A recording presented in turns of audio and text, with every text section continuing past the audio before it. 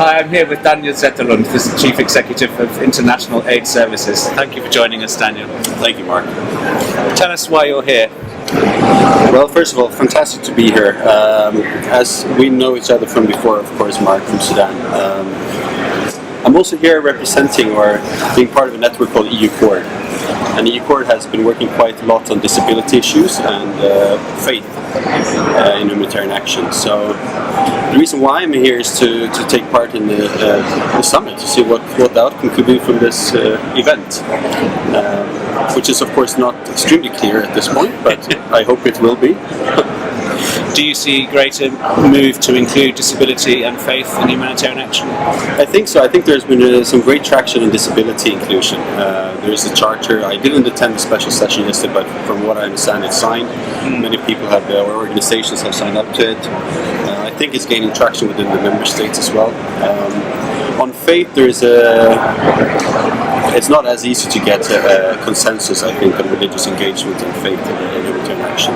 But as a faith-based organization, of course, that's an area that is of keen interest to us to continue to follow up on.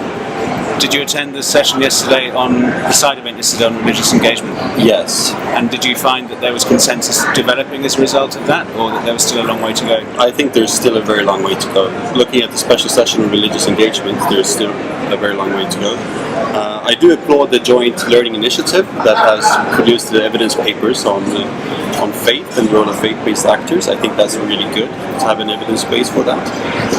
And I think there's some really good things that can come out of the learning hubs from that continuation of the learning initiative. Yes, definitely. So you mentioned before that you weren't sure what would happen next and what the outcomes would be. What would be your best dream of a good outcome for the summit? No, I think one of the best things with this is people, engaged around a common theme or common themes, and it creates a platform for dialogue. I think you need to be realistic with your expectations going into a summit like this. Of course, it's a huge thing. There are enormous amounts of organizations here. There are lots of people with different interests.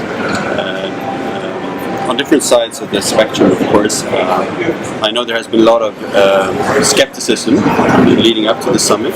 I want to applaud also PHAP for the role they've been playing in facilitating the consultations and getting the members together to actually play a role in this.